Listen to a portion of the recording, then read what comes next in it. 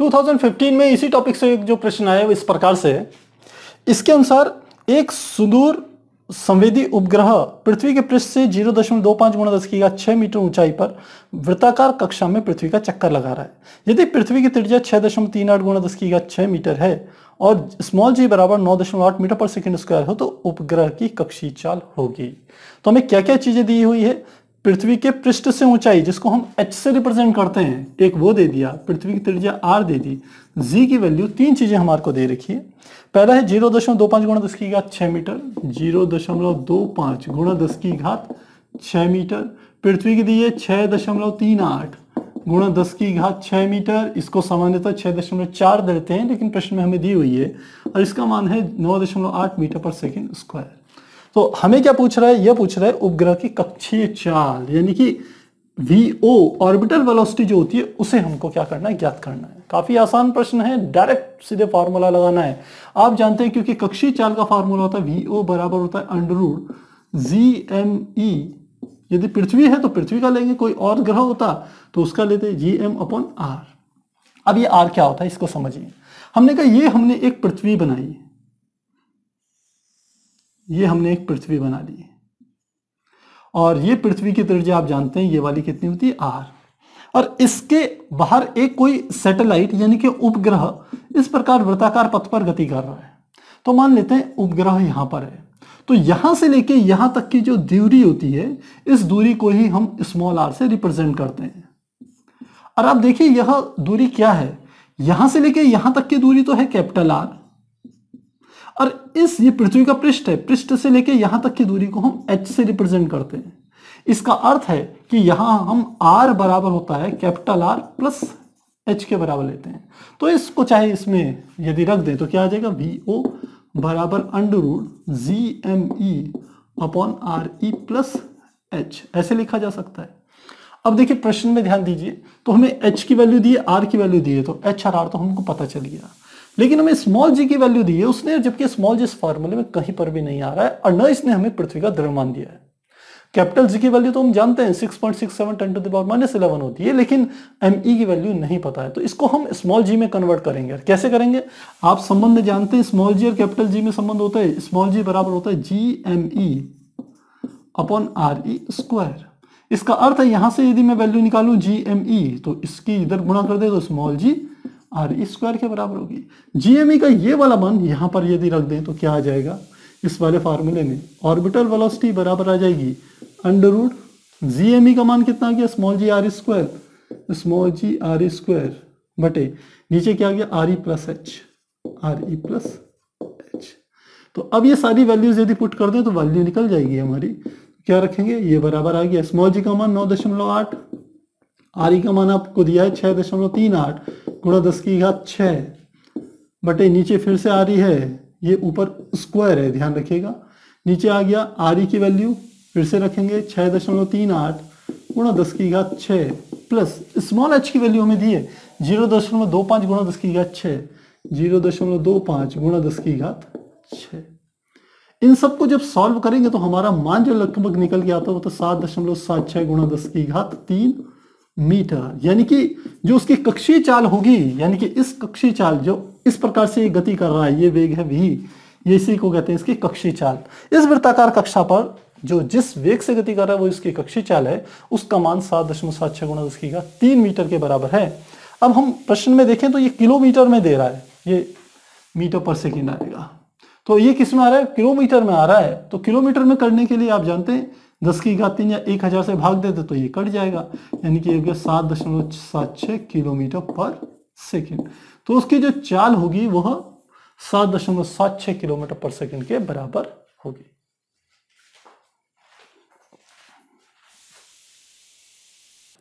तो 2016 में इस टॉपिक से जो प्रश्न आए वो इस प्रकार से है।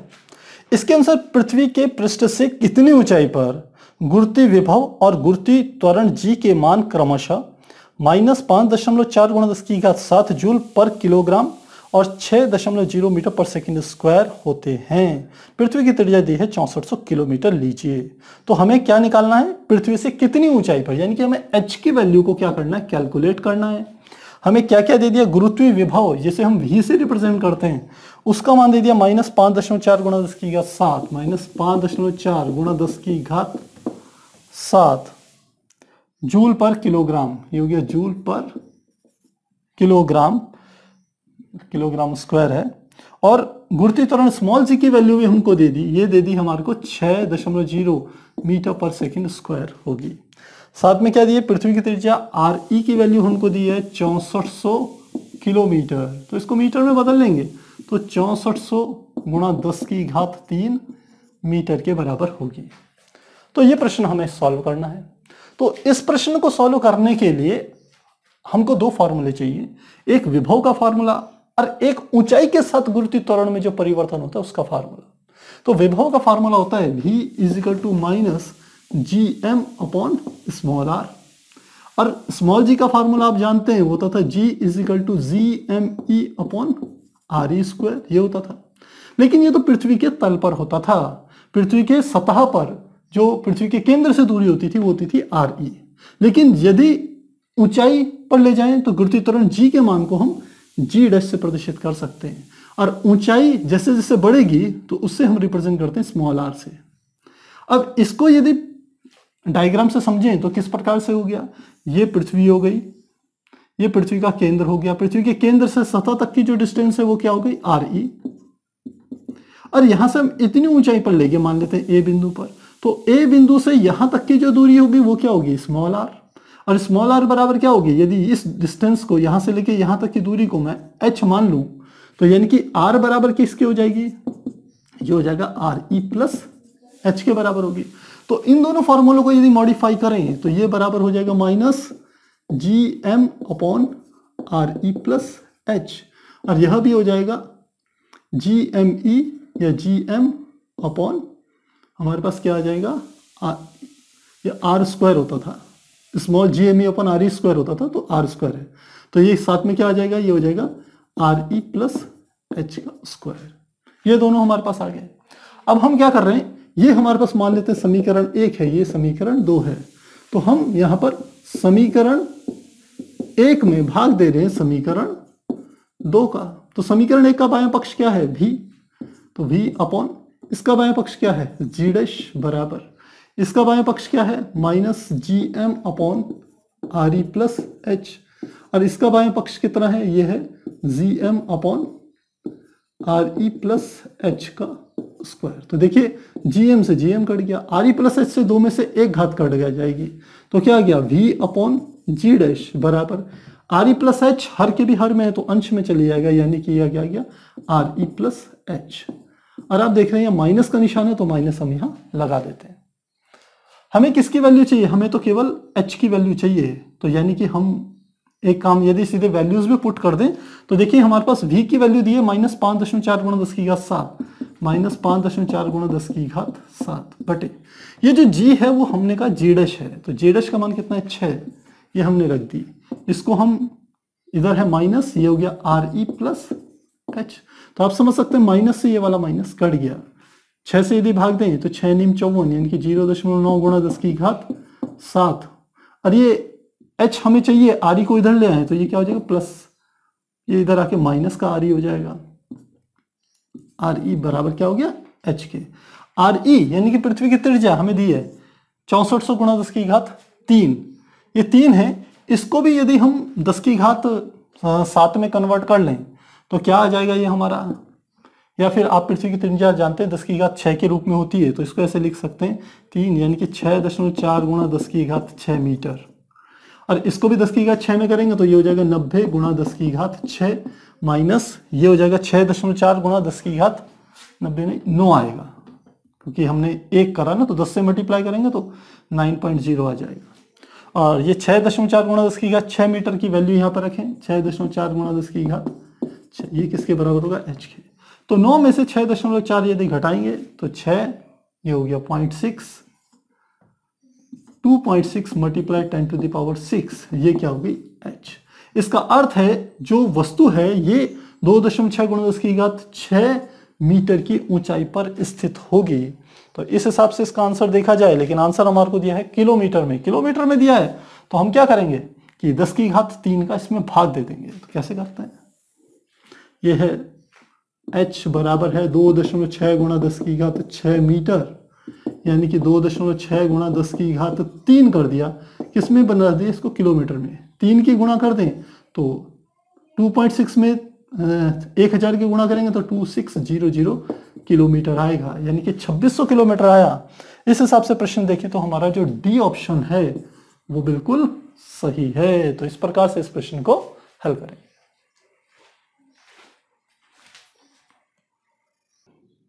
टू 2016 में एक और जो प्रश्न इस टॉपिक से आया वो इस प्रकार से है। इसके अनुसार पृथ्वी पर पलायन वेग वी तथा उस ग्रह पर पलायन वेग वीपी में क्या अनुपात होगा जिसकी त्रिज्या और औसत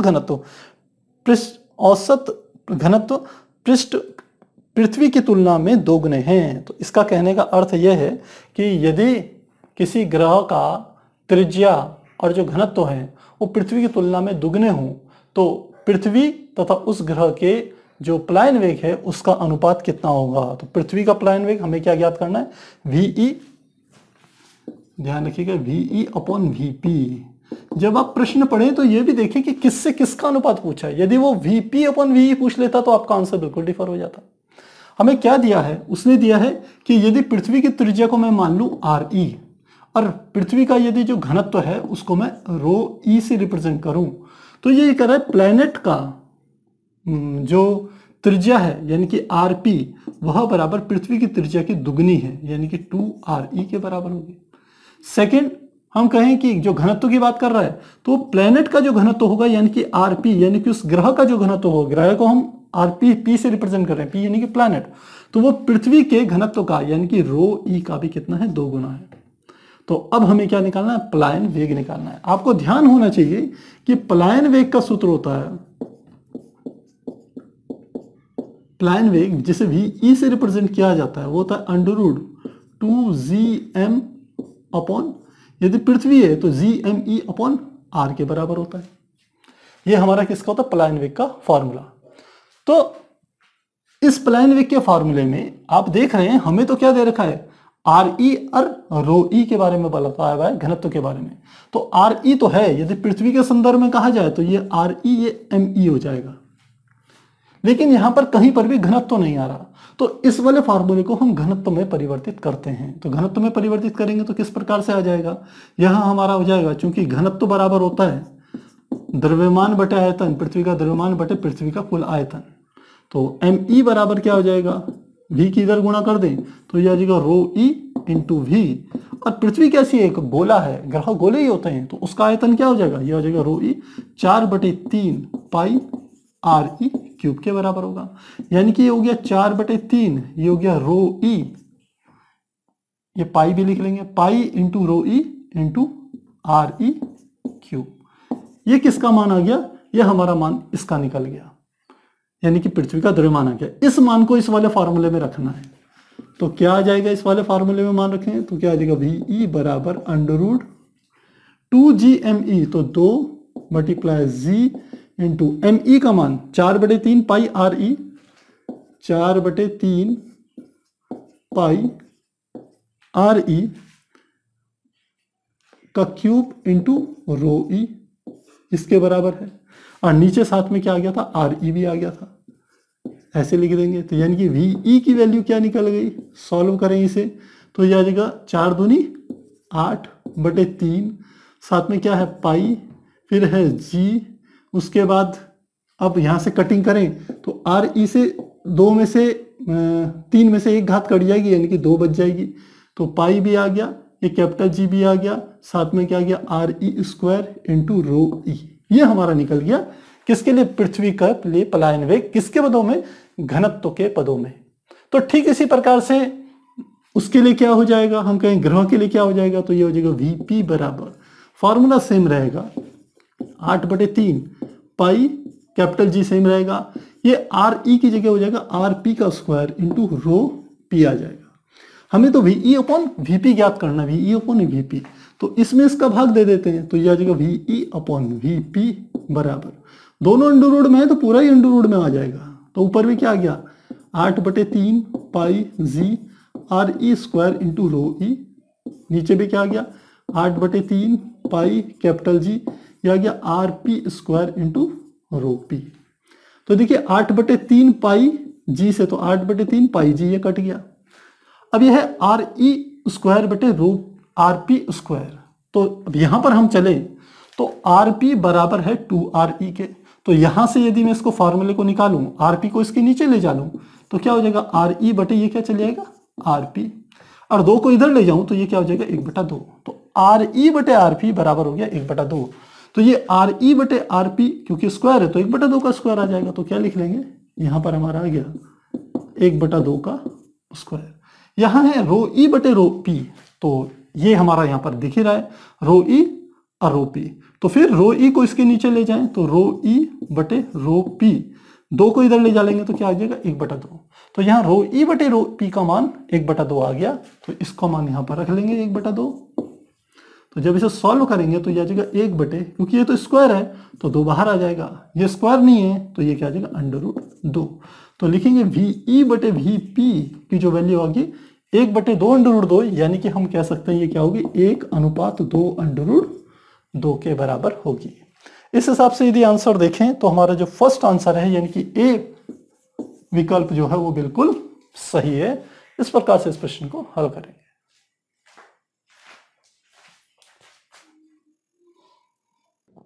टू 2016 में एक और जो प्रश्न इस टॉपिक से आया वो इस प्रकार से है। इसके अनुसार यदि पृथ्वी की त्रिज्या कैपिटल आर है तो पृथ्वी के केंद्र से प्रारंभ कर गुरुत्वीय त्वरण जी के परिवर्तन को निम्नांकित में से कौन सा आरेख ग्राफ सही दर्शाता है। और साथ में हमें 4 ग्राफ दे रखे हैं जिसमें आप यदि ध्यान दीजिएगा तो y अक्ष पर g दिया हुआ है और x अक्ष पर स्मॉल r है और बीच में उन्होंने कैपिटल R को वेरी करके स्मॉल r दिखा रखा है। तो किस प्रकार से करेंगे, इसके कहने का अर्थ है कि ये हमारी पृथ्वी है, इस पृथ्वी का केंद्र है ये वाला O। अब O से जब हम बाहर की तरफ जाते हैं, इस डायरेक्शन में जाते हैं, तो विभिन्न बिंदुओं पर G का मान कैसे वेरी करेगा आपको बताना है। इसके लिए ठीक ऐसा ही प्रश्न हमने गुरुत्वीय क्षेत्र की तीव्रता का प्रश्न किया था, लगभग 2014 में वो आया था या 2013 में आया था, अभी हमने करा था, ठीक वैसे ही है। लेकिन वहां हमें गुरुत्वीय क्षेत्र की तीव्रता ज्ञात करनी थी, जबकि यहां पर हमारे को क्या ज्ञात करना है, गुरुत्वीय त्वरण। तो इसके लिए आप जानते हैं कि यदि किसी पिंड को रखा जाए पृथ्वी के पास में तो उस पर एक बल कार्य करता है, और उस पर लगने वाले बल को भी हम 2 कैटेगरी में डिवाइड करते हैं। पहला हमारा होता है यदि हम कह सकते हैं कि स्मॉल r का मान बड़ा हो या बराबर हो कैपिटल R के, तो जो लगता है हमारे पास फोर्स जो लगता है वह बराबर होता है कैपिटल G MEM बटे r² के बराबर लगता है, जो हमारा जनरल फार्मूला है। तो इसमें F बराबर क्या होगा, mg के बराबर होगा, mg। तो यह आ जाएगा GMEM बटे r²। तो m से m कट गया, यानी कि स्मॉल g बराबर आप जानते हैं ये होता है GME अपॉन r²। ये GME क्या है, कांस्टेंट है, यानी कि स्मॉल g अनुक्रमानुपाती है 1/r² की, जहां r क्या है, r का मान बड़ा है कैपिटल R से, यानी कि पृथ्वी की त्रिज्या से। यानी कि यह सूत्र तभी काम करेगा यदि पिंड या तो यहां पर हो या इससे आगे इस डायरेक्शन में हो। इस डायरेक्शन में यह फॉर्मूला काम नहीं करता हमारा। क्यों नहीं करता, यह हमने वहां पर भी आपको बात समझाई थी। अब दूसरा पिंड ले रहे हैं हम यहां पर, मान लेते हैं एक बार हमने यहां पर ले लिया A पर, दूसरा बार ले लिया B पर। अब B पर जब पिंड लेते हैं तो इस यदि पिंड को देखें तो इस पर पृथ्वी का कौन सा हिस्सा बल लगाता है, केवल ये वाला हिस्सा बल लगाता है जो मैंने सर्कल से बनाया। और ये जो किनारे का हिस्सा है, यह हिस्सा इस पर कोई भी बल कार्य नहीं करता है, इसलिए दोनों फोर्सेस में अंतर आता है। तो अगली कंडीशन लिख रहे हैं, सेकंड जो हम कह रहे हैं, यदि स्मॉल r का मान छोटा हो किससे, कैपिटल R से, तो हमारे फोर्स का फॉर्मूला होता है F बराबर GMEM बटे r³ इंटू स्मॉल r, इसके बराबर होता है। अब फिर F की वैल्यू क्या लिख लेंगे, mg के बराबर लिख लेंगे। तो नई वैल्यूज आप कह सकते हैं G' के बराबर कह सकते हो, ये बराबर क्या होगा GMEM बटे r³ इंटू स्मॉल r। तो देखिए m से तो m कट गया, तो स्मॉल g इसको आप चाहें तो G' से निरूपित कर लीजिए, तो फिर यहाँ ME भी उसी हिसाब से चेंज होगा। तो कुल मिला के कहने का अर्थ है कि ये चीजें क्या है, कांस्टेंट है, GME अपॉन आर उसकी घात 3 कांस्टेंट है इंटू आर। तो ये तो कांस्टेंट है, यानी कि G अनुक्रमणोपाती है एक प्रकार से किसके, R के। तो यहां दो रिलेशन हमें देखने में आए कि एक तो G का मान 1/r² के अनुक्रमानुपाती होता है या r² के व्युत्क्रमानुपाती होता है यदि r की वैल्यू बड़ी है या बराबर है कैपिटल R के। दूसरी स्थिति में जो G की वैल्यू है वो अनुक्रमानुपाती है R के जब तक R का मान कैपिटल R से क्या हो, छोटा हो। तो अब यदि ग्राफ को ड्रॉ किया जाए तो कैसे होगा ग्राफ। हमने यहां पर एक इस प्रकार से ग्राफ बना दिया, इसमें ये हमारा क्या है, G है, और यहां पर हम मान रहे हैं ये हमारी क्या है, डिस्टेंस R है। तो डिस्टेंस हमने 0 से शुरू करी, एक ब्लॉक हमारा कहां तक चलेगा, जब स्मॉल r का मान किसके बराबर हो, R के बराबर हो। तो ये हमारा क्या है, मूल बिंदु 0 0। तो R का मान यहां पर 0 था, जैसे जैसे बढ़ा रहे हैं वैसे वैसे G के मान में क्या परिवर्तन आएगा, क्योंकि अब की बार R का मान इस कैपिटल R से छोटा है। तो कैपिटल R से छोटा है यानी कि ये रिलेशन है, और ये रिलेशन बताता है कि G' का मान R के अनुक्रमानुपाती है। जैसे जैसे R का मान बढ़ेगा वैसे वैसे G का मान भी क्या होगा, बढ़ता चले जाएगा। तो जब तक स्मॉल r का मान कैपिटल R के बराबर नहीं होता तब तक ये बढ़ता चलेगा, यहां तक पहुंच गया। अब यहां पर देख रहे हैं इस बिंदु पर आप कि स्मॉल r का मान कैपिटल R के बराबर हो गया। तो यहां से हमारी दूसरी केस शुरू हो जाता है जब स्मॉल r का मान कैपिटल R के बराबर हो या उससे ज्यादा हो। तो बराबर तो यहां हो गया, अब ज्यादा का देखते हैं। तो इसमें हम संबंध इसको देख रहे हैं, तो यानी कि ये वर्ग व्युत्क्रमानुपाती का संबंध है। इसका अर्थ है कि अब यदि R का मान आप बढ़ाएंगे तो G का मान तेजी से घटेगा, और तेजी से घटने के कर्व को हम इस प्रकार से निरूपित करते हैं। तो ये सेकंड केस है, जबकि बार जब हम कह सकते हैं R का मान, ये G का मान 1/r² के अनुक्रमानुपाती है, r² के व्युत्क्रमानुपाती। और ये वाला कौन सा है, जब G का मान अनुक्रमानुपाती है R के। तो इस वाले हम डायग्राम में ये देखेंगे कि इनमें से कौन सा वाला ग्राफ इससे मैच कर रहा है। तो पहले तो दोनों तरफ इन्होंने सेम बना दिया है। दूसरा वाला B वाला हम देखें तो B वाला बिल्कुल सही कर रहा है, क्योंकि C वाला और D वाला भी बिल्कुल गलत है। तो इस हिसाब से हम देखें तो कौन सा आंसर सही है, हम देख रहे हैं B आंसर क्या है, बिल्कुल सही है। तो इस प्रकार से इसे करेंगे। सेम ऐसा ही हमने कहा था आपको गुरुत्वीय क्षेत्र की तीव्रता वाले में भी करा था, वहां आपका नेगेटिव साइन आता था, इसलिए हम क्या लेते थे, उसको नीचे की तरफ ले लिया करते थे। तो फिर आप नोट कीजिए 2016 में एक और प्रश्न जो इस टॉपिक से आया वो इस प्रकार से है। इसके अनुसार एक उपग्रह जिसका द्रव्यमान स्मॉल m पृथ्वी के पृष्ठ से h ऊंचाई पर पृथ्वी की परिक्रमा कर रहा है। यदि पृथ्वी की त्रिज्या r, उसके पृष्ठ पर गुरुत्वीय त्वरण का मान g 0 है तो उपग्रह की कुल ऊर्जा होगी। तो क्या कह रहा है कि ये कह रहा है कि ये हमने पृथ्वी बना ली, ये हमारी क्या है, अर्थ है, और इससे उसके केंद्र से, ऐसे ही बोल रहा है मेरे ख्याल से, इसके पृष्ठ से h ऊंचाई पर, यानी कि ये पृथ्वी का पृष्ठ है और इससे h ऊंचाई पर क्या है, एक उपग्रह है, ये एक सैटेलाइट है। और यहाँ पृथ्वी के केंद्र से यहाँ तक की दूरी आप जानते हैं ये किसके बराबर होता है, r या re के बराबर ले लेते हैं। तो ये उपग्रह है, ये क्या कर रहा होगा, चक्कर लगा रहा होगा, इसका द्रव्यमान क्या है, m है। अब क्या कह रहे हैं कि यदि पृथ्वी की त्रिज्या r है तो उसके पृष्ठ पर गुरुत्वीय त्वरण go है, यानी कि यहाँ पर गुरुत्वीय त्वरण का मान कितना दे दिया इसने, go। जो हम g लेते थे उसे g0 से रिप्रेजेंट कर रहा है, या g0 से। तो कह रहे हैं उपग्रह की कुल ऊर्जा होगी। तो उपग्रह की कुल ऊर्जा कैसे निकाल देंगे, हम जानते हैं उपग्रह की कुल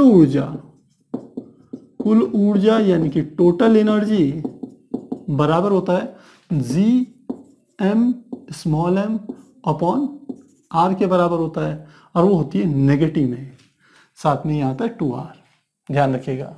और उपग्रह की यहाँ पर तो टोटल एनर्जी इन्होंने कहा हुआ है, बहुत से स्थानों पर आपको स्थितिज ऊर्जा के लिए कहीं गतिज ऊर्जा के लिए रखें तो उसका भी फॉर्मूला आपको ध्यान होना चाहिए। गतिज ऊर्जा का तो सेम होता है, बस पॉजिटिव होता है, Gm small m upon 2r के बराबर। अब पोटेंशियल एनर्जी का जो होता है वो होता है minus G into m into small m upon r। तो ये तीन फार्मूले आपको पता होने चाहिए, अलग अलग जगहों पर इनका इस्तेमाल होता है। हमें यहाँ पर फिलहाल टोटल एनर्जी की बात पूछ रहा है, ग्रह की कुल ऊर्जा कितनी होगी। और यदि इसको हम कैलकुलेट करेंगे, क्योंकि इसने बताया है कि पृष्ठ पर गुरुत्वीय त्वरण का मान कितना है, go, जबकि इस फार्मूले में कहीं पर भी जीओ नहीं आ रहा है और हमें अपने ऑप्शंस में जीओ दिखाई दे रहा है। तो इस फार्मूले को परिवर्तित करेंगे जीओ के पदों में, यानी कि गुरुत्वीय त्वरण के पदों में। हम एक और फार्मूला जानते हैं, क्योंकि स्मॉल जी और कैपिटल जी में संबंध होता था GME अपॉन RE स्क्वायर। तो यदि गुरुत्वीय त्वरण को जीओ से रिप्रेजेंट करें तो इसका मतलब हो गया इस RE की यहां गुणा करते हैं तो GO इंटू R स्क्वायर बराबर किसके होगा, GM के होगा। तो इस GM का ये वाला मान यहां पर रख दें तो क्या आ जाएगा, टोटल एनर्जी बराबर हो जाएगा माइनस GM की जगह क्या आ गया, कैपिटल जी और M की जगह स्मॉल जी R, GO R square into M upon क्या आ गया 2R। और यही हमारी क्या हो जाएगी, वैल्यू हो जाएगी। कोई नई चीज इसमें है नहीं। बस इसमें एक चीज और कर सकते हैं कि इस R की जगह हम क्या लिख लेंगे, ये वाली यहां से लेके यहां तक की डिस्टेंस क्या होगी, कैपिटल R प्लस H लिख लेंगे। R बराबर हो जाएगा R प्लस H, ये वैल्यू इसमें रख दे तो minus G0 R square M upon 2 into RE plus H। RE की जगह केवल हमने R लिया है तो ये R प्लस H के बराबर होगा। तो इस प्रकार से सीधे डायरेक्ट फार्मूला है। इस हिसाब से ऑप्शन देखें तो हमें दिया है ए ऑप्शन हमारा गलत है, बी ऑप्शन में देखें तो ये क्योंकि हमारा नेगेटिव में आ रहा है तो ये हम देखें G0 M G0 R square बटे 2 R प्लस H, यानी कि हमारा जो सी ऑप्शन है वो क्या है, बिल्कुल सही है। तो इस प्रकार से हम इसे ज्ञात कर सकते हैं। कई प्रश्नों में आपको पोटेंशियल एनर्जी के बारे में पूछा जाएगा, कहीं पे आपको काइनेटिक एनर्जी के बारे में पता होगा, तो आपको ये तीनों के तीनों फार्मूले आपको अच्छे से याद होने चाहिए।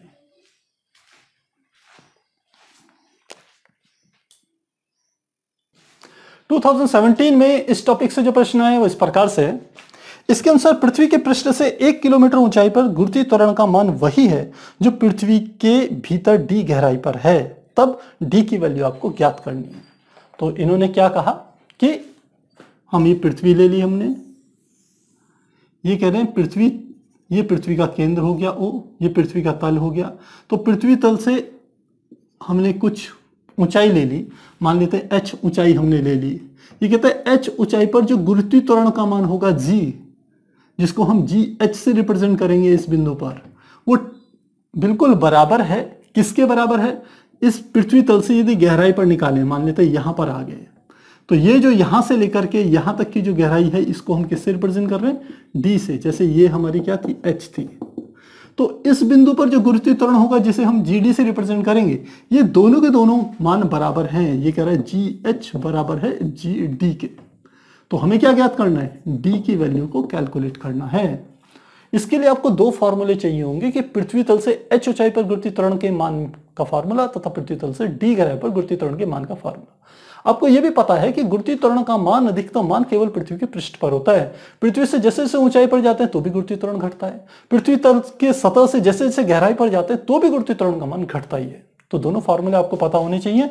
पृथ्वी तल से h ऊंचाई पर गुरुत्वीय त्वरण का मान होता है G1 - 2h अपॉन R के बराबर होता है, जहां R क्या है, पृथ्वी की त्रिज्या। और यह तब होता है जब h की वैल्यू बहुत छोटी हो R से, क्योंकि पृथ्वी की जो त्रिज्या होती है वो लगभग 6400 किलोमीटर के लगभग होती है, 6400 किलोमीटर होती है। तो उसके तुलना में आप 1-2 किलोमीटर 5-10 किलोमीटर तक जाएंगे तो आपका यही वाला फार्मूला काम करेगा।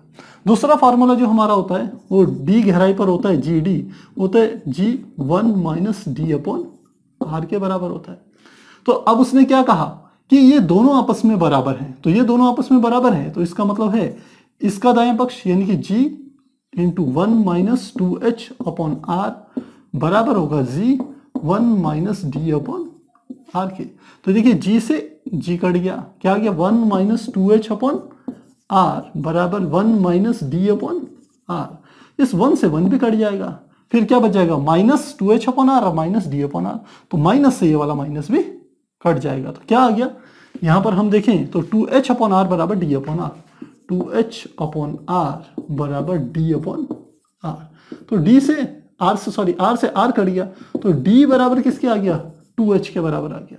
उसने क्या दिया है, स्टार्टिंग में h की जो वैल्यू दी है वो 1 किलोमीटर दी है। प्रश्न में उसने लिखा है कि पृथ्वी के पृष्ठ से 1 किलोमीटर ऊंचाई पर, तो h की वैल्यू कितनी है, 1 किलोमीटर है, तो d की वैल्यू कितनी आ जाएगी, 2 × 1 यानी कि आ गया 2 किलोमीटर।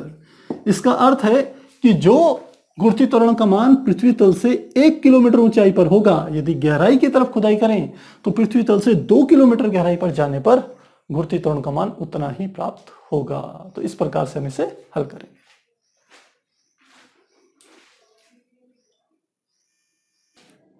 टू 2017 में एक और प्रश्न जो इस टॉपिक से आया वो इस प्रकार से है।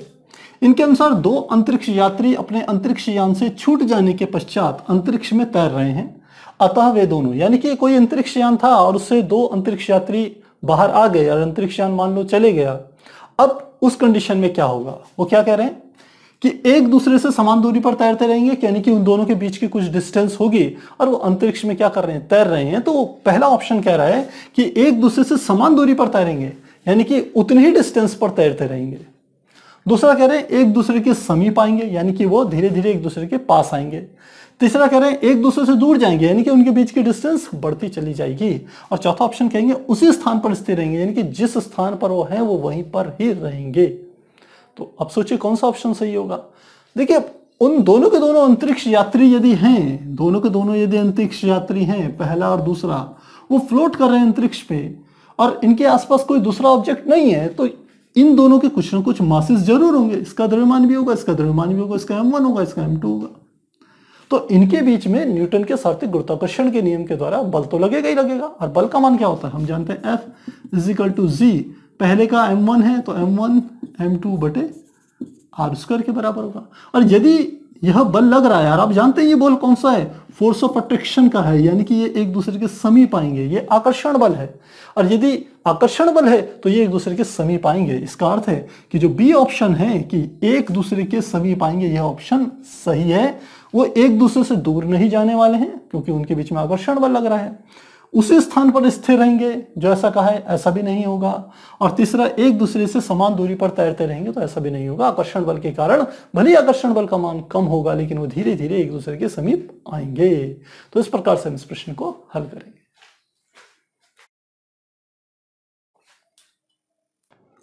टू 2018 में नीट में इस टॉपिक से जो प्रश्न आया इस प्रकार से।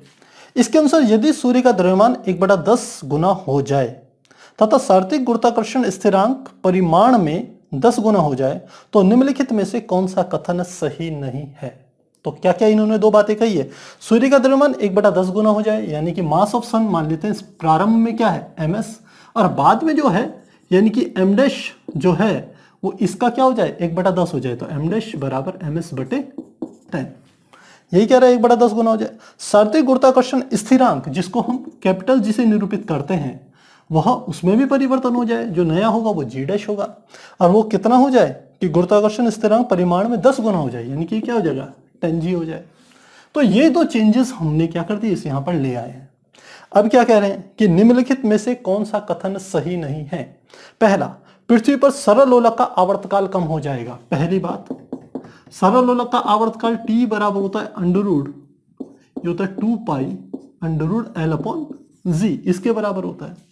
तो l तो लंबाई होती है तो फिक्स होती है, 2 पाई भी कांस्टेंट है। हम देख रहे हैं t और g में व्यतक्रमानुपाती का संबंध है। यदि g चेंज होता है तो t भी चेंज होता है। तो यदि यहां पर g डैश चेंज हो रहा है तो हम स्मॉल g और कैपिटल G में संबंध जानते हैं। हम जानते हैं g बराबर होता है GME/RE²। तो यदि कैपिटल G का मान बढ़ जाएगा, अब G की जगह क्या ले लें, G डैश ले लें, तो G बराबर क्या हो जाएगा, ये G डैश हो जाएगा। G डैश इंटू क्या आ जाएगा ME/RE²। और G डैश का मान क्या हो जाएगा 10G के बराबर हो जाएगा, 10G इंटू ME/RE²। तो हम देख रहे हैं ये जो G है वो G डैश के अनुक्रमानुपाती है, यानी कि G अनुक्रमानुपाती है कैपिटल G के। तो यदि G डैश का मान बढ़ेगा तो G भी परिवर्तित होगा, तो नया जो G डैश होगा वो G डैश के अनुक्रमानुपाती होगा। कहने का अर्थ ये है। तो यदि G का मान बढ़ेगा तो स्मॉल g का मान भी बढ़ेगा, और स्मॉल g का मान बढ़ेगा तो t का मान घटेगा। g का मान बढ़ेगा तो t का मान घटेगा। तो क्या कह रहा है पहला प्रश्न, पृथ्वी पर सरल लोलक के आवर्तकाल का मान कम हो जाएगा। तो यह बात क्या है, बिल्कुल सही है। सेकंड ऑप्शन में चलें, धरती पर चलना अधिक कठिन हो जाएगा। देखिए धरती पर चलते समय क्या होता है कि एक हो जाते हैं हम, यानी कि वह व्यक्ति जिसका द्रव्यमान मान लेते हैं m है, एक होगी पृथ्वी का द्रव्यमान। इन दोनों के बीच में आकर्षण बल जितना अधिक होगा, व्यक्ति को पांव उठाने में उतनी ज्यादा हम कह सकते हैं ताकत लगानी पड़ेगी, उसको उतना उसका चलना उसके लिए उतना कठिन हो जाएगा। तो लगने वाले बल का मान क्या होता है, F बराबर जी एम ई एम बटे पृथ्वी की सतह पर चल रहा है तो आर ई स्क्वायर के बराबर होगा। यहां पर भी हम देखें F अनुक्रम अनुपाती है G के, तो यदि G का मान बढ़ जाए, इस G का मान देख रहे हैं हम, G का मान जो नया G है वो पहले G का 10 गुना हो गया, तो यदि G का मान बढ़ जाएगा तो F का मान भी बढ़ेगा, ये बढ़ेगा तो ये भी बढ़ेगा, और यदि बल बढ़ जाएगा तो चलना कठिन हो जाएगा। बात सही है, तो ये भी बात सही हो गई। थर्ड देखें, वर्षा की बूंदें धरती पर अधिक तेजी से गिरेगी। अब थर्ड देखें, वर्षा की बूंदों की बात करें, मान लेते हैं ये वर्षा की बूंद है, ये पृथ्वी तल से h ऊंचाई पर है, ये ऊपर से नीचे गिरती है, जब गिरती है तो यहां पर वेग क्या होता है, u बराबर 0। तो हम कहें कि यहां से यहां तक पहुंचने में ये अधिक तेजी से गिरने का अर्थ है कि उसको कम समय लगेगा। तो मान लेते हैं यहां से यहां तक पहुंचने में उसे समय क्या लगता है, t। तो हम कहेंगे गति की समीकरण हम कैसे लिख सकते हैं, हम जानते हैं h बराबर होता है ut प्लस 1/2 gt स्क्वायर के बराबर होता है। तो h की वैल्यू तो h होगी, प्रारंभिक वेग 0 है तो ये तो पद 0 हो गया, क्या आ गया 1/2 gt स्क्वायर। तो हमें तो t की वैल्यू चाहिए, तो क्या हो जाएगा 2 की ऊपर गुणा हो जाएगी यानी कि 2h, और g की कहाँ हो जाएगी नीचे, किसके बराबर आ गया t स्क्वायर के बराबर। तो मुझे t का मान निकालना है, तो यहाँ पे क्या आ जाएगा अंडर रूट। यहाँ पर भी हम देख रहे हैं g और t में कैसा संबंध है, व्युत्क्रमानुपाती का संबंध है। तो हमने देखा था जब g का मान g डैश के अनुसार परिवर्तित हो रहा था, g का मान बढ़ रहा था तो g डैश का मान भी बढ़ेगा। तो हम देख रहे हैं इसका मान बढ़ेगा तो इसका मान घटेगा, तो यह भी बात सही है क्योंकि g का मान बढ़ रहा है, क्योंकि g डैश जो है वो पहले g का क्या हो गया 10 गुना हो गया है। इसका अर्थ है कि g का मान बढ़ेगा तो व्युत्क्रमानुपाती का संबंध है, टाइम पीरियड घटेगा, इसका अर्थ है कि बूंद जल्दी नीचे गिरेगी। तो ये ऑप्शन भी सही है। चौथा ऑप्शन देखें, पृथ्वी पर जी के मान में परिवर्तन नहीं होगा। जी के मान में परिवर्तन नहीं होगा तो आप जानते हैं स्मॉल जी बराबर होता है GME/RE स्क्वायर। चूंकि जी अनुक्रमानुपाती होता है कैपिटल जी, और कैपिटल जी में जब परिवर्तन हो रहा है, ये पहले का 10 गुना हो रहा है, तो निश्चित रूप से जी का मान भी परिवर्तित होगा। तो जो चौथा ऑप्शन है ये क्या है, गलत है। बाकी ऊपर के तीनों ऑप्शन क्या है, सही है। 2018 में इस टॉपिक से जो प्रश्न आया वो इस प्रकार से, इसके अनुसार सूर्य के चारों ओर दीर्घवृत्तीय कक्षा में गतिमान ग्रह की स्थितियां ए बी सी पर गतिज ऊर्जाएं क्रमशः Ka, Kb और Kc है। AC दीर्घ कक्ष है तथा सूर्य की स्थिति S पर SB चित्रानुसार दीर्घ अक्ष AC पर लंब है। तब हमें बताना है कि गतिज ऊर्जाओं का जो रिलेशन है तीनों में A, B, C पोजीशन में क्या होगा।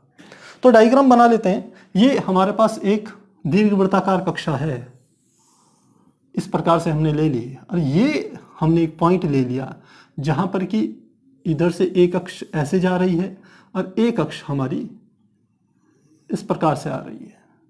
ये थोड़ा सा आगे पीछे हो गया, लेकिन ये वाला एंगल कितना है 90 डिग्री का, आपको समझना है।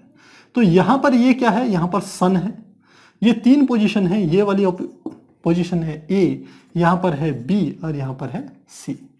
तो कोई जो ग्रह है जिसका द्रव्यमान मान लेते हैं स्मॉल m है और सूर्य का द्रव्यमान मान लेते हैं कैपिटल M है, तो ये कोई ग्रह इस प्रकार से गति कर रहा है। तो इन 3 बिंदुओं पर जो उसकी गतिज ऊर्जाएं हैं, यहाँ पर है Ka, यहाँ पर है Kb और यहाँ पर क्या है Kc। आपको इनमें बताना है कि कौन सी बड़ी होगी कौन सी छोटी होगी। साथ ही AC क्या है, दीर्घ अक्ष है। हमको पता है यदि ये वाली दीर्घ अक्ष होगी तो दीर्घ अक्ष का अर्थ है कि S से लेकर के C तक का जो दूरी है वो सबसे ज्यादा होगी। तो S से लेके A तक की जो दूरी होगी वो सबसे छोटी होती है। तो जो हमारे ये परवलय होता है, यदि इसकी प्रॉपर्टीज में सारी की सारी बातें आती हैं कि इसकी केंद्र से उसकी जो दीर्घ अक्ष होती है वो दूरी सबसे ज्यादा, और यहां से यहां तक की दूरी क्या होती है, सबसे छोटी होती है। इसका अर्थ ये हुआ, इसको यदि दूसरे रूप में हम समझाएं, हमने कहा यदि हमें और रेखाएं खींच लूं, मान लेते हैं यहां मैंने खींच ली, एक ये खींच ली, एक ये खींच ली, एक ये खींच ली, एक ये पर ये वाली खींच ली, तो इसको मान लेते हैं ये R1 है, ये क्या है R2 है, ये वाली त्रिज्या R3 है, ये क्या है R4 है। और ये जो त्रिज्याएं हैं यहां से यहां तक की, क्योंकि सी है तो ये हम किसको कह रहे हैं, आर सी। यहां से यहां तक की दूरी क्या है, बी है, तो ये क्या आ गया, आर बी। यहां से यहां तक की त्रिज्या क्या होगी, आर ए। तो इन सब में तुलना करें तो हम कहेंगे आर सी सबसे बड़ी, और आर ए यहां से लेके एस से लेके ए तक की दूरी जो कि आर ए है वो होती है सबसे छोटी। इस बात को आपको समझना है। ये आर सी क्या होगी, सबसे बड़ी, और आर ए क्या होगी, सबसे छोटी होगी। तो इतनी सारी बातें यदि अब हमें समझ में आ गई तो हमें साथ में एक बात और समझनी है, और वह बात यह है कि जब कोई भी पिंड जब होता है, यदि किसी भी पिंड की हम बात करें, जब वो गुरुत्वाकर्षण बल के अंतर्गत गति करता है तो उसकी जो कुल यांत्रिक ऊर्जा होती है वो नियत होती है। तो हम कहेंगे चूंकि ग्रह की कुल यांत्रिक ऊर्जा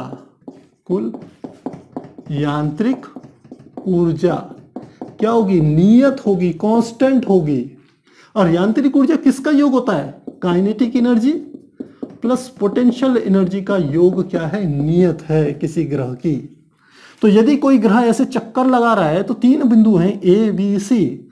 ए बिंदु पर पिंड की या ग्रह की जो गतिज ऊर्जा और स्थिति ऊर्जा का योग जितना होगा उतना ही बी पर होगा, उतना ही सी पर होगा। यह बात अलग है कि ए बी सी पर उनकी गतिज ऊर्जाएं और स्थिति ऊर्जाएं अलग अलग हो, लेकिन दोनों का योग सेम होगा। तो अब समझते हैं कि पोटेंशियल एनर्जी हम कैसे इसको कैलकुलेट करें, क्योंकि हमें तो काइनेटिक एनर्जी बतानी है, तो पोटेंशियल एनर्जी पे चर्चा करते हैं। हम यहां पर देख रहे हैं इन तीनों को यदि कंपेयर करें, R A R B R C को, तो हम देखते हैं आर सी सबसे बड़ी और आर ए सबसे छोटी है, तो आर बी इसके बीच में आएगी, यानी कि रिलेशन ये वाला होगा। पोटेंशियल एनर्जी का सूत्र होता है, पोटेंशियल एनर्जी बराबर होती है minus G M small M upon क्या होती है, आर के बराबर। अब यहां पर जो माइनस का निशान है, यह यदि पोटेंशियल एनर्जी का सीधे सीधे रिलेशन देखें तो हम कहेंगे यदि आर का मान ज्यादा होगा तो स्थिति ऊर्जा कम होगी। यदि आर का मान ज्यादा है तो स्थिति ऊर्जा कम होगी, यदि माइनस का निशान न होता तो। लेकिन माइनस का निशान बिल्कुल उल्टा कर देता है। इसका अर्थ है कि यदि आर का मान ज्यादा है तो पोटेंशियल एनर्जी भी ज्यादा होगी। इस बात को समझते हैं। चलिए, हालांकि यहां पर शॉर्टकट में करना होता है, लेकिन हम आपको इसको एक्सप्लेन करके बता देते हैं।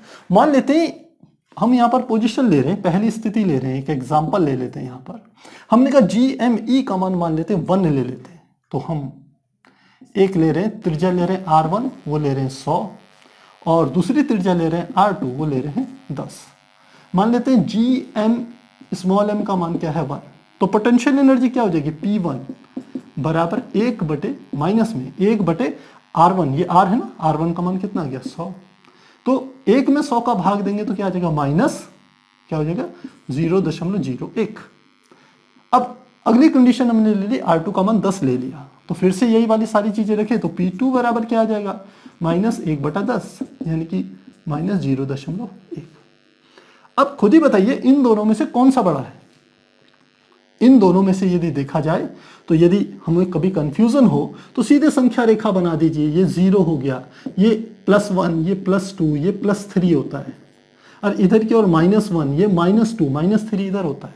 तो इधर माइनस की तरफ यदि हम चलें तो पहले 0.01 आएगा, यहां पर क्या आ जाएगा, ये होगा 0.01, और 0.1 बाद में आएगा, ये होगा 0.1 बाद में। तो क्या पता हमें चला कि इसका मान ये क्या है, बड़ा है, किससे, इस वाले से। इसका अर्थ है कि P1 का मान क्या होगा, बड़ा होगा, किससे, P2 से। तो P1 में त्रिज्या कितनी थी 100 और P2 में कितनी थी 10। इसका अर्थ है त्रिज्या जिसकी ज्यादा होगी उसकी पोटेंशियल एनर्जी भी ज्यादा होगी। अब इस बात को यहां पर अप्लाई करते हैं, RC का मान ज्यादा है तो इसका अर्थ है इसकी पोटेंशियल एनर्जी भी ज्यादा होगी, यानी कि PC बड़ी होगी किससे, PB से, और ये बड़ी होगी किससे, PA से। मुझे लगता है इस रिलेशन से, इस पूरे के पूरे हमने जो एग्जांपल लिया, इससे आपको ये बात समझ में आ गई होगी कि त्रिज्या यदि जिसकी बड़ी होगी पोटेंशियल एनर्जी उसकी ही ज्यादा होगी। तो RC बड़ी है RB से, RB बड़ी है RC से, तो PC बड़ी होगी PB से, और PB बड़ी होगी PA से।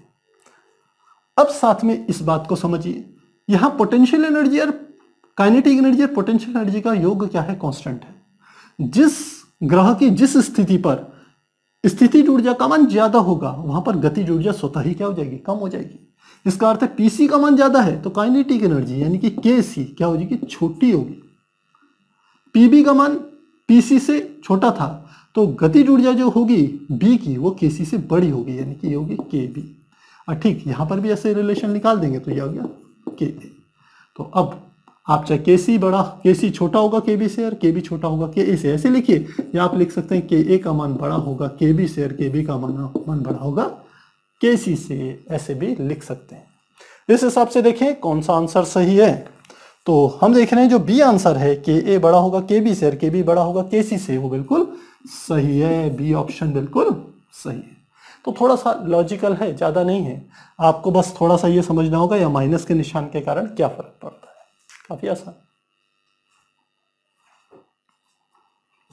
2019 में इस टॉपिक से जो प्रश्न आया वो इस प्रकार से है। इसके अनुसार एक पिंड का पृथ्वी की सतह पर भार 200 न्यूटन है। यदि पिंड को पृथ्वी के केंद्र की ओर गहराई में आधी दूरी तक ले जाएं तो वहां उसका भार होगा।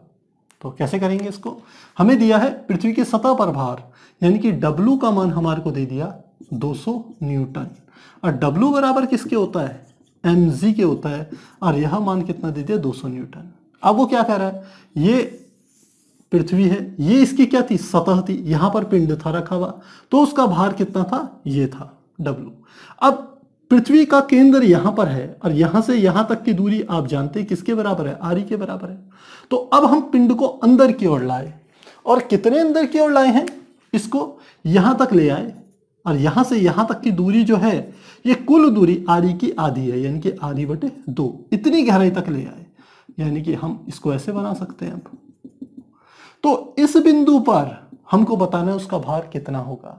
मान लेते हैं इस बिंदु पर जो भार है वो है W डैश, तो W डैश बराबर क्या होगा, m इंटू जी डैश के बराबर होगा, जहां जी डैश क्या है, इस बिंदु पर गुरुत्वीय त्वरण का मान किसके बराबर है, जी डैश के बराबर है। और हम जानते हैं कि जैसे जैसे किसी पिंड को पृथ्वी की गहराई पर ले जाते हैं उसके गुरुत्वीय त्वरणों के मान में परिवर्तन आता है, और गुरुत्वीय त्वरण किसी बिंदु पर किसी गहराई पर या डी गहराई पर जो होता है जी डैश होता है G into 1 minus D upon R E, इसके बराबर होता है। तो इसमें डी की वैल्यू कितनी है, आर ई बटे 2 लिखेंगे, चूंकि डी बराबर कितनी है, आर ई बटे 2, तो निकाल लेंगे जी डैश बराबर जी 1 माइनस डी का मान आर ई बटे 2, और नीचे क्या है आर ई, तो आर ई से तो आर ई कट गया, तो क्या आ गया जी डैश बराबर जी 1 माइनस 1 अपॉन 2, यानी कि क्या आ गया, एक में से 1/2 घटाएंगे तो 1/2 ही आएगा, यानी कि जी बटे 2। इसका अर्थ है जी डैश का मान कितना है, जी बटे 2, ये मान यहां पर रख देते हैं, तो क्या है W डैश बराबर एम जी डैश, यानी कि m और जी डैश का मान क्या है, जी बटे 2, जी बटे 2। अब mg का मान कितना दिया है हमारे को, mg का मान है 200 न्यूटन, तो क्या लिख लेंगे, mg की जगह 200 बटे 2 भाग देंगे, कितना आ जाएगा 100 न्यूटन। इसका अर्थ है कि W डैश का मान यानी कि आर ई बटे 2 गहराई पर उस पिंड का जो भार होगा वो किसके बराबर होगा, 100 न्यूटन के बराबर होगा। इस हिसाब से देखें तो हमारा डी ऑप्शन बिल्कुल सही है।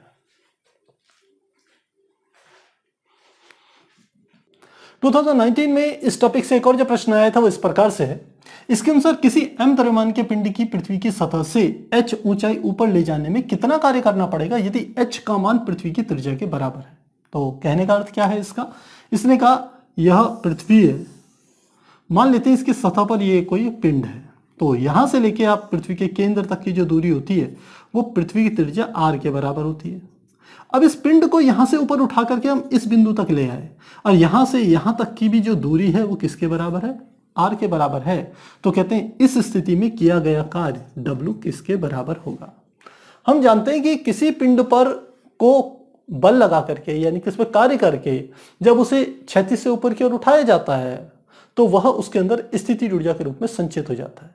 तो यदि हम इस बिंदु पर पोटेंशियल एनर्जी कैलकुलेट कर लें और इस बिंदु पर मान लेते हैं इनिशियल पॉइंट है, ये फाइनल पॉइंट है, तो प्रारंभ में उसकी स्थिति ऊर्जा मान लेते हैं Pi है, अंत में उसकी स्थिति ऊर्जा Pf है, तो जो किया गया कार्य होगा W वो Pf potential energy final position में minus potential energy initial position के बराबर होगा। तो पोटेंशियल एनर्जी का फार्मूला क्या होता है, हम जानते हैं P या पोटेंशियल एनर्जी जिसको हम P से रिप्रेजेंट कर रहे हैं वो होता है माइनस GMEM अपॉन किसके बराबर होता है R। ये R क्या होती है, ये दूरी होती है। तो इनिशियल पोजीशन के लिए PI के लिए इसका मान हो जाएगा माइनस GMEM बटे R का मान यहां से यहां तक की दूरी कितनी है R। और फाइनल पोजीशन के लिए क्या हो जाएगा PF के लिए ये हो जाएगा माइनस GMEM बटे इस पृथ्वी के केंद्र O से लेकर के यहां तक की टोटल दूरी कितनी हो जाएगी R प्लस R यानी कि 2R। तो क्या हो जाएगा 2R। ये दोनों वैल्यूज यहां पर रख लेते हैं। तो W बराबर PF का मान कितना है माइनस GMEM बटे 2R और साथ में माइनस PI का मान कितना है, क्योंकि ये भी माइनस पे है तो माइनस माइनस क्या हो जाएंगे प्लस, और ये PI का मान कितना आ गया GMEM अपॉन R। तो देखिए दोनों चीजें तो कॉमन है, सेम है। तो GMEM बटे R तो कॉमन है, क्या बच जाएगा माइनस का 1/2 और प्लस 1। तो आप समझ सकते हैं 1/2 आएगा, इसका अर्थ है कि जो किया गया कार्य होगा वो किसके बराबर होगा, क्योंकि प्लस का मान ज्यादा है इसलिए GMEM अपॉन RE के बराबर होगा, वो भी आधा, क्योंकि 1/2 ही बचेगा तो 1/2 की इसमें मल्टीप्लाई करेंगे इतना आ जाएगा।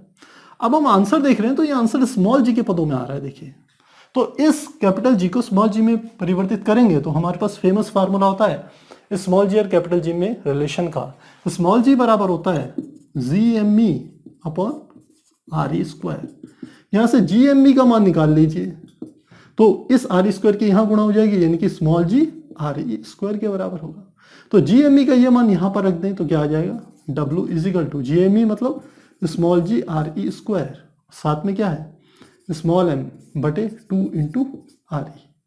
तो इस RE से इसमें से 2 में से एक घात कट जाएगी तो क्या निकल के आ गया मान, यह किया गया कार्य बराबर आ गया G into RE into M बटे 2।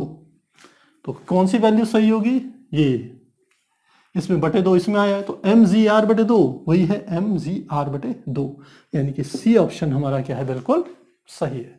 तो इस प्रकार से इस प्रश्न को हल करेंगे।